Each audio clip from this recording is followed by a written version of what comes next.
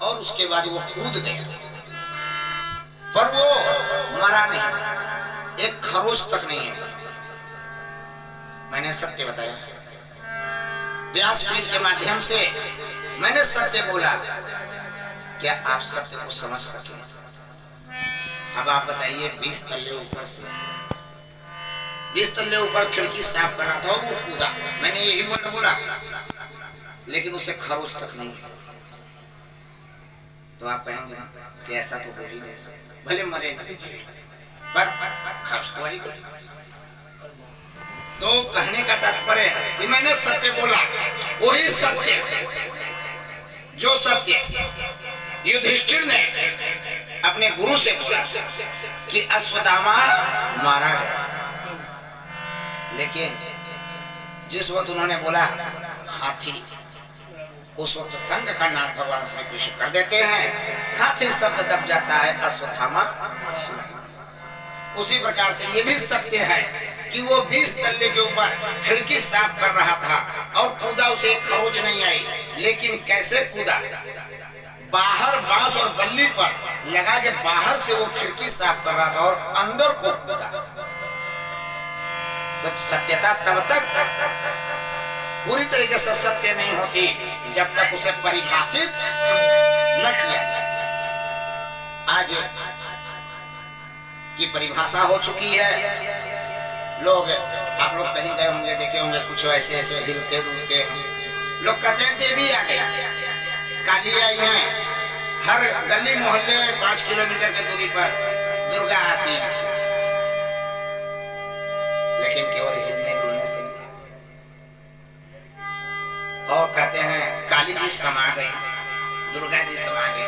आज इस पर बहुत ही सत्यता का प्रकाश एक मैं डालना चाहता हूं आप पर, ध्यान दीजिएगा। एक बार भोलेनाथ कहते हैं, हे गौरा आज तुम मुझ में समाहित हो जाओ, आज मुझ में समाहित हो जाओ। माँ गौरा कहती है कि आप मेरे तेज को सह पाएंगे? क्या प्रयास तो करो। माँ ने जैसे ही भोलेनाथ के शरीर में प्रवेश करना चाहा, भोलेनाथ इतने उग्र हो गए, इतने उग्र हो गए कि मात्र उनके आधे अंग को ही बर्दाश्त कर सके और अर्धनारेश्वर रूप में ही स्थगित। वही अर्धनारेश्वर महादेव का रूप उभर के आता है। बोलिए अर्धनारेश्वर महादेव की जय। तब भोलेनाथ जैसे त्रिकालदर्शी, काशी विश्वनाथ, अवघड़दानी महादानी, जिसने जगत रचा, वो माँ के आधे शरीर को ही समाहित कर सके, तो ये पंच तत्वों का पूरा शरीर कहां से पूरे माँ को समाहित कर सकता है? तो क्या ये झूठ है? तो क्या ये झूठ है कि देवी दुर्गा आती है? नहीं, ये झूठ नहीं है, पर पूरी तरीके से सत्य भी नहीं है, क्योंकि सत्य को प्रकाशित नहीं किया गया। सत्य को जब तक प्रकाश न डाला जाए तब तक अधूरा है। क्या? हवा, नकारात्मक और सकारात्मक ऊर्जाएं जिन्हें हम और आप कहते हैं, वो एक हवा अदृश्य रूप है जो हवा कहते हैं। तो हमारे वरुण पुराण के अंतर्गत इस तथ्य को खोजने का जब मैंने प्रयास किया, तब मुझे ये बात पता चलती है कि हवा 50 तरीके के होते हैं, 50 प्रकार की हवाएं बहती हैं। उसमें नकारात्मक हवाएं और सकारात्मक हवाएं होती हैं। देव हवा, पितृ हवा, वासु हवा, आहुत हवा, वासुत हवा, साहुत हवा, इस प्रकार के 50 नाम। जब देव हवा किसी को लगता है, आती है, तो वो जब हवा का प्रभाव होता है तो वो झूमने लगता है। और देवी सिर नहीं आती, अगर वास्तविक की देव हवा लगा है तो वो दूर ही रहती है। हवा के झोंके से इंसान हिलता है, और जो जुबान में बोलता है उस वक्त उसके जुबान पे लगाम नहीं होता, वो चाह के कुछ नहीं। जो वहां से देव हवा बोलती है वही मुख हिलता है। जो दैविक हवा हाथ हिलाती है तो उसका हवा हिलता है, शरीर में देवी प्रविष्ट नहीं करती। इस बात को ध्यान दीजिएगा। हवा वो वहां से, जैसे आप यहाँ से माउस हिलाते हैं तो वहां लिखा जाता है, होता है। तो कंप्यूटर के जमाने हैं, अब तो इलाहाबाद हाईकोर्ट में बैठने वाले व्यक्ति हैं सब। इलाहाबाद हाईकोर्ट से हमारे चल के शिव महापुराण की कथा बचवाने के लिए आए हैं। परम सौभाग्य इनका है कि ये श्रोता हैं, और परम सौभाग्य भोलेनाथ ने मुझे दिया कि मैं वक्ता हूं। ध्यान दीजिए, जिस प्रकार से माउस नहीं, कंप्यूटर में लिखा नहीं जाता, माउस हिलता तब कंप्यूटर पे आता है, उसी प्रकार से दैविक चीज हवा वहां रहती है, वो हिलती है, वो डुलती है, वो जो करती है, वो ये शरीर जिसके ऊपर देवी या कोई भी चीज ऐसी आती है भूत प्रेत, वो करती है। नकारात्मक और सकारात्मक दो भागों में इन हवाओं को बांटा गया है। 50 प्रकार के हवाएं होती हैं। किसी को ये नहीं है कि देवी पूरे शरीर में प्रविष्ट करेंगे, ऐसा नहीं। इंसान अगर देवी प्रविष्ट करेंगे तो इस शरीर के अंदर जो आत्मा है वो कहाँ गई, वो आत्मा कहाँ गई? अगर वो आत्मा निकल गई तो वो शरीर मर गया। आत्मा उसी में रहती है, मूर्छित हाल में रहती है, उसे होश नहीं रहता कि वो क्या है। तो सत्य को प्रभावित प्रकाशित करना अति आवश्यक होता है कि सत्यता है क्या, सत्यता बिना ज्ञान के अधूरी। तो उसी सत्यता के अंतर्गत ये भी कहा गया कि महाकाली, महालक्ष्मी, महासरस्वती 3 देवी हैं, जिसमें सिर्फ एक ही पूजनीय है, माँ गौरा पार्वती। मैंने अभी आपको 6 दिवस की कथा में हर तरफ से बताया, आप लोगों से भी पूछा कि माघ का गणेश चौथ, जिसे हम गणेश चौथ कहते हैं, बहुत जगह पर चौथ माता के नाम से पूजन होता है। आखिर वो चौथ माता है कौन, इसका भी ज्ञान मैंने आप लोगों को दिया। मैंने आपको ये भी बताने का प्रयास किया कि छठी माता, आप व्रत करते हैं, छठ माता कहते हैं ना, छठ माता, लेकिन वो छठ माता कहते हैं और अर्घ सूर्य को देते हैं, वो छठ माता है। ये भी मैंने आपको कल की कथा में बताया और प्रमाणित किया। हम वही बात बोलते हैं जो 4 वेद, 6 शास्त्र और 18 पुराणों में लिखी। पुराण से हटकर कोई बात, पुराण से हटकर कोई पूजा, पुराण से हटकर कोई व्रत मैं नहीं बताता। आपकी मर्जी, आप जैसे मर्जी वैसे, आपकी मर्जी के ऊपर। जो वैभव लक्ष्मी व्रत आया हुआ है, मेरी पूरी कथा YouTube पे चलती है और यहाँ के श्रोता YouTube, फेसबुक आदि के श्रोता से मैं बताना चाहता हूँ और चैलेंज करता हूँ, 4 वेद, 6 शास्त्र, 18 पुराण में कहीं भी वैभव लक्ष्मी व्रत का कोई विधान नहीं। लक्ष्मी पूजन का कहीं कोई विधान है ही नहीं। लक्ष्मी पूजन मैंने कल भी बताया था। आज समय कम है, कथाएं बहुत बड़ी हैं और साथ में संगीत वादन भी है, इसलिए कभी मौका मिलेगा तो मैं बताऊंगा ये बात कि लक्ष्मी पूजनीय क्यों नहीं। लक्ष्मी को पूजनीय अगर करना है तो गणेश को साथ में रखना पड़ता है। शिव का पूरा परिवार पूजनीय है, विष्णु का परिवार पूरा पूजनीय नहीं है, ब्रह्मा पूजनीय नहीं है, लेकिन शिव का ही एक ऐसा परिवार है भक्तजनों, ध्यान देना, कि जिनका परिवार तो परिवार, वाहन भी पूजा जाता है। और वाहन तो वाहन, उनके साथ रहने वाले भूत प्रेत भैरव भी पूजे जाते हैं। और उनकी बात को छोड़ दो, शिव भक्त भी पूजनीय है। अगर कोई शिव भक्त आपके घर में भोजन कर दे, पैर रख दे, तो आपका घर पवित्र हो जाता है। ऐसे परम पावन है। तो महाकला, काली, महालक्ष्मी, महासरस्वती तीनों बहनें हैं, तीनों की एक ही स्वरूप है। और हम चाहे जिस स्वरूप से भी आराधना करते हैं, वो जाती है एक ही, मिलेगी एक ही, दाता एक ही, भिखारी सारी दुनिया। तो जब उनके तेज को महादेव नहीं बर्दाश्त कर सके तो हम और आप क्या बर्दाश्त करेंगे? तो कहना पड़ गया क्या कि मैं तेरे तेज से, मैं तेरे तेज से डर न जाऊं कहीं, मैं तेरे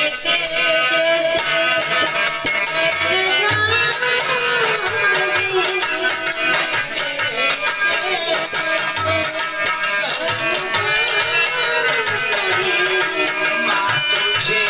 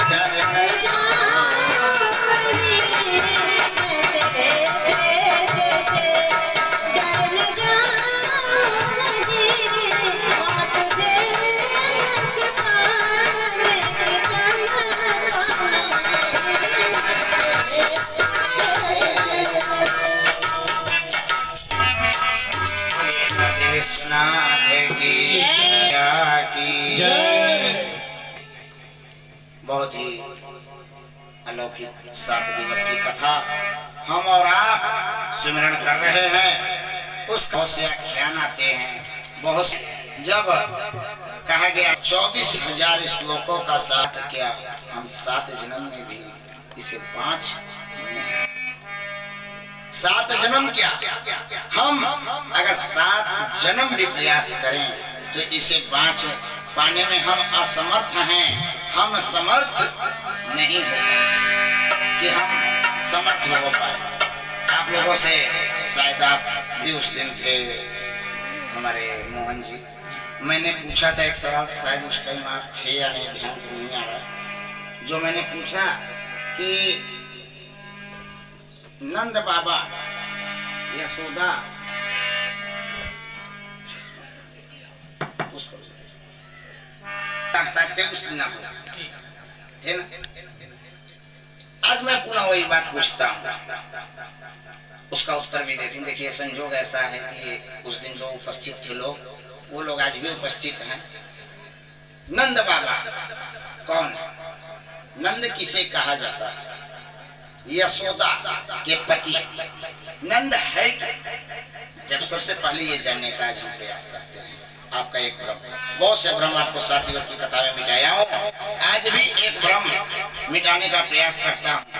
नंद कोई नाम नहीं, नंद बाबा कोई नाम नहीं, ये एक श्रेणी क्या है? नंद बाबा जिसे आप कहते हैं कि कृष्ण के यशोदा के पति थे। ध्यान दीजिएगा, 5 लाख और राधा के पिता का नाम